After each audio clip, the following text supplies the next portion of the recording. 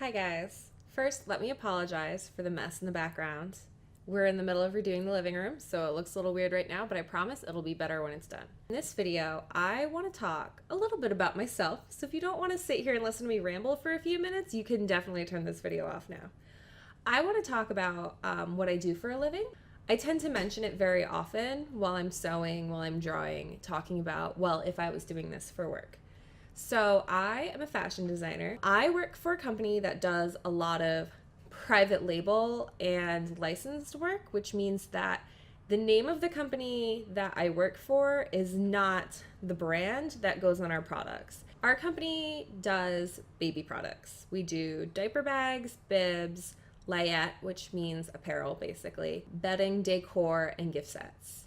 The company also does a few non-baby products, but I don't work in that division, so I know very little about it, despite the fact that I've worked there for years. Really, I've worked in every department that we have. So when I was hired, I did a lot of diaper bags. Then I got switched to gifts, which I'll talk about more in a second. But I've also helped out with bibs, and I have spent a lot of time helping out layette. When layette is too busy and they have too many things on their plate, they tend to grab me and put me on layette. What I do full-time, my actual job, is gifts, which is kind of a very vague umbrella term for anything that you would buy to give to someone and not buy for yourself.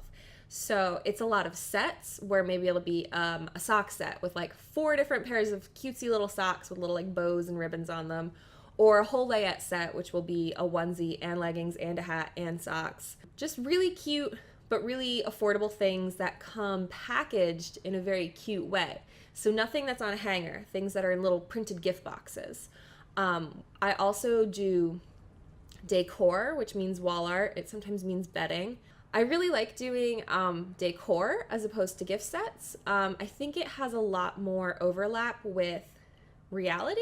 I don't want to say reality. It has a lot more overlap with grown-up design trends. I think the actual duties of a designer are kind of the most interesting part of this video. It's why I wanted to do it, because it's hard to picture what exactly a designer does. Even when I was in college, in fashion school, getting ready to do this for a living, it was hard for me to form a picture of like, okay, but what does that entail? And it really wasn't until some of the classes I took my senior year that I started to get a good concept of what a designer does. Because you kind of think of designer as like those people on Project Runway, where they come up with some beautiful gown and then they make it and then it's on the runway. Or you kind of think of the self-employed and where you're going to design a collection and you're going to get it in stores. But that's not like working for a design company. That's starting your own design company. There are a couple different basic responsibilities that I have. And depending on what kind of day I'm having, like what kind of projects are going on, every day can be completely different. So the obvious is designing new stuff, drawing pretty things. You never design without a purpose. So my boss will usually tell me, like, okay, this store specifically asked for a collection of hair accessories, little bows and things. Or she might be like, okay, design a really nice bedding collection, but make it our generic brand because we don't have a store in mind yet. I just think it would be really great to show to all of the stores at all of the meetings we have coming up and kind of see what sticks. And so when you have your project, you're going to come up with a bunch of different designs, and you can have boards and boards of mountains of designs, all sorts of dresses and cutesy things. I keep talking about children's wear because that's what I do. So obviously if you're designing for grown-ups, bridal gowns versus activewear, you know, it's all going to be different, but the concepts are the same. I might design full boards of things and show them to my immediate boss, and she has a bunch of revisions. She's like, okay, it's cute, but it's too trendy. I don't think it'll sell. Like, it's too daring. The disappointing thing about working in fashion is that stores want things that will sell. So they want things that are safe. If I was working higher at a higher end label, that might not be the case as much, but really they're out to make money. So they want things that they're confident will sell. And because we're mass market, things that will sell means things that are like 2 seasons old already. My immediate boss will give feedback until we have it like, okay, good, this is like presentation ready. And then we'll either show it to the big boss or show it to our sales team or show it directly to the buyers at the department store that we're pitching it to. Like, it kind of depends. And then they're going to come back with more changes. Be like, this is cute, but I don't like the color. Or this is nice, but it's too expensive. Take off the ruffles. Sometimes the changes are big, sometimes they're really specific. And so a lot of times, by the time something gets approved, it is completely different than what you started with. So there are times it's hard to feel like, I made this, because it's not what you made. It's what you made and what everybody else had their hand in. When you finally have something approved, whether a particular store wants it or if your boss just wants a sample, time to set up a sample.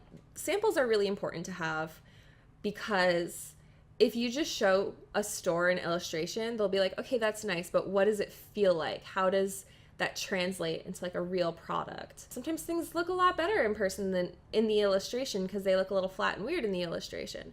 You need a real design sample before you can ever really sell anything. And that's really important to know if you are, I don't know, trying to kickstart something or design your own brand, or even something not apparel related, but design a board game and you're trying to pitch a board game. Like, you need to have a real sample for people to interact with, really understand what it is that you're selling. So we don't personally make the samples in our office. If you're working in small batches, your final factory might be the same people making your design samples. Some manufacturers do like the whole chain of production where they'll do from first sample to mass production. We have a sample room that makes all of our samples for us that they can. Sometimes they do have to send things out to factories and that takes a lot longer. Like if we're doing socks, they don't have the knitting machines, so they'll send that out. But if it's just like cut and sew, they can make it themselves. A lot of being a designer is paperwork, because once you want a sample of something, you need to say exactly how big it is, what color is it, what kind of fabric it is. You need to have a swatch that you can show and be like, get yardage of this and make this. We do a lot of embroidery, so I have a book of threads. This is my thread book. It's literally just all the different thread colors that our manufacturer uses. And I have to pick out these. So if I make an embroidery, I have to point out to like every flower, every heart, every letter, and be like, I want this color, or I want that color. It's very similar. You're probably familiar with Pantones because that's a really common color system. Same thing. I'm like, okay, I want interlock knit. I want interlock knit in 153507, because if I just say purple, they'd send me any one of these purples. They don't care. So you have to be really specific. Otherwise, they're going to source some like random crazy thing that you did not want. Same for if there's ruffles here. Is it a 2-inch ruffle? How far apart are they? Are they 3 inches apart? Are they really close to each other? There's a lot of detail that goes into it. You need to have a very detailed flat sketch with measurements and techniques called out. So if you want a certain kind of hem, if you want top stitching in a certain spot, you have to show every single detail. You can't just be like, here's a dress. Like, show the stitches, show the lining. Does it have facings? Show the facing. And if you're working at a big famous company, sometimes the head designer just gets to do the pretty pictures and then hands off the pictures to an associate designer. And it's their job to handle the details because they're the underling. They have to do the tedious part. We tend to have designers follow things from start to finish. So it's very rare that I will be setting up something that I did not design. You kind of, this is your project, it's your problem, you do everything. We don't have like higher and lower level designers. You're a designer, or you're the merchandiser who is responsible for that pool of designers. Once I've done all this paperwork, I send it to the sample room, and if I've done my job thoroughly enough, they will send back something that looks exactly like what I was picturing. If something comes back wrong, then it's a matter of skimming through the paperwork and being like, is this wrong because I set it up wrong, or is it wrong because they screwed up? And as harsh as it sounds, it can be a huge relief when you find out that you were right and they were wrong, because if you were wrong, then you get yelled at. It costs money every time we have a sample made, so if you screw up, you're wasting your company's money. They don't like that. You might have this sample and show it to the store and be like, look, you liked it, here's the sample. You'll love it. And they're like, no. So now you have more revisions. You have to order more samples. Like I said, we do a lot of private label and licensed, so it can be a challenge. And so you wind up going through so many rounds of revisions, tugged in so many directions by your boss, the licensor, and the buyers from the store who might hypothetically carry this, who all want changes, which is why so often when things I made actually go into stores, I look at it and instead of being like, hey guys, I made this, wow, I made this, it's more like, I set this up and I did the paperwork while everyone argued around me, and I don't feel like, well, okay, I didn't make this, I just did the tedious part on this. Those are primarily the two responsibilities, is drawing the pretty picture and then doing the paperwork to make the pretty picture turn into reality. There's a lot more to the production process than that. Once a company says, yes, this is it, that's the one, we want that, my job is done, it's out of my hands. And there is a whole other production team whose job it is to work with the factories and get our design sample to turn into 5,000 dresses to go out to all these stores.